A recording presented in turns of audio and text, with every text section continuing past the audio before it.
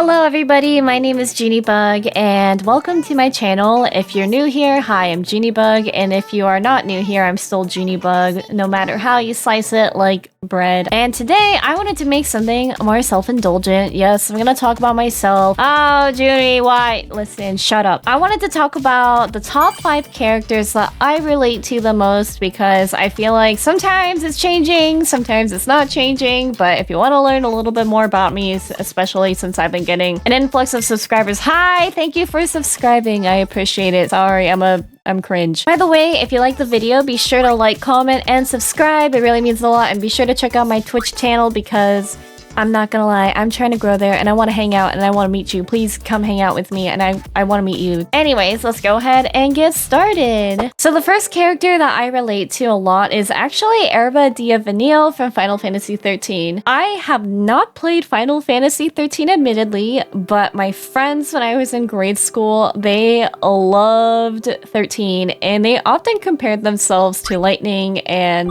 Sarah. Me not knowing anything, they told me I could be the Vanille of the friend group, and I thought, yeah, she's really cute. I don't know anything about her. Eventually in college, I watched the cutscenes for like a week straight my freshman year, so about 10 years ago. Yikes. And I remember there was just like so much of Vanille that related to me. And of course, you know, I'm probably missing details because it's been, after all, 10 years. The things that kind of stand out about Vanille to me is that she has this very, like, peppy personality and is just very cheery and happy-go-lucky and seems to be kind of carefree. But then you kind of learn a lot later on that she has a lot of sorrow and heaviness on her heart. Obviously, I don't really think I carry the same types of guilt that she does, you know? Like, I haven't done anything as bad as the scale that she has, but I'm the type of person, and I think a lot of you guys can relate to, that kind of keep things to yourself, and you don't really want people to worry about you, and you just kind of want to come off as like this type of person, and it's not me trying to be fake, it's just I don't really like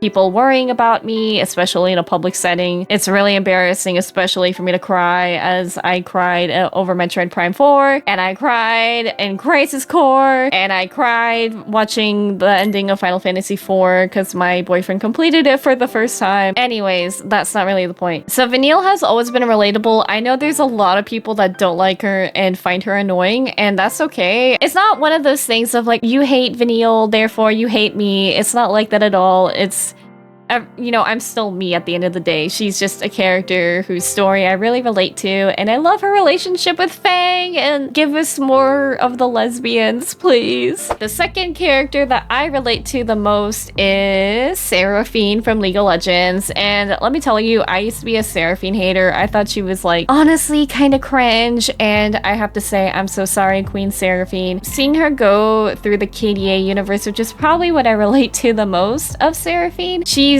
a dreamer. She's someone just who loves singing. For me, I love making videos and streaming and playing games and sharing them with the world. And she's just someone with a dream and with people she really looks up to, mainly KDA, right? And I found it just really inspirational and relatable. And sometimes it keeps me going when I see that, like, you know, she achieves her dreams in the KDA universe. I thought it was just really sweet. On top of that too, she is a very empathetic person. I know there was some lore that had to be scrapped. I'm sorry, Skarner. And once I started listening to her music, her character theme, and seeing her, even as a Star Guardian, hearing her voice lines in game, it just became very endearing and inspirational. And I just felt like there were so many aspects of her that I related to. The third character that I relate to the most would have to be, I'm gonna say Takamaki,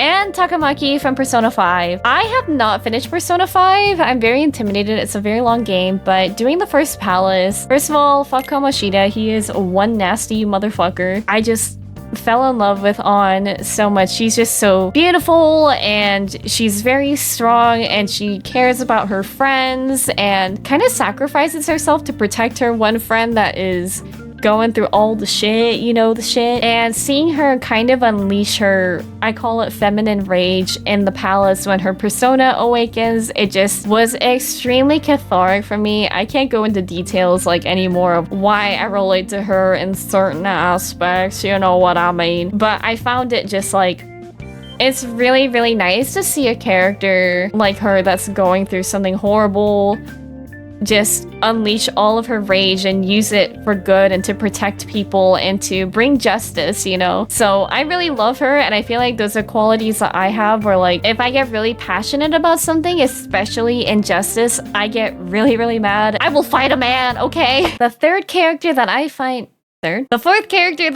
relatable is Yuna from Final Fantasy X. I feel like my relationship with Yuna is a little bit deeper in the sense of hashtag religious guilt, and I don't want to go too deep into it, but I just want to say, like, hey, if religion brings you happiness and makes you a better person in your life, I completely support that. Like, Yuna at the beginning of the game, she is very bound to her duty as a summoner to defeat sin, and then you see her relationship with Tidus. You see her just become more open and become more confident in herself. I'm so excited to play 10 too someday because she looks amazing. Want to see her live her best life. But I find that with Yuna, you know, seeing her kind of break free from her destiny and her duty to do things her way and to do the things that she wants to do while remaining so kind and so sweet is not only inspirational, but again, something that I relate to because I am a rules follower. I do not like breaking rules whatsoever. Gives me confidence that as I've gone through my life kind of breaking out of my own beliefs and preconceived notions of what I thought was right and what I thought was wrong and thinking that there's only one way to do things. It really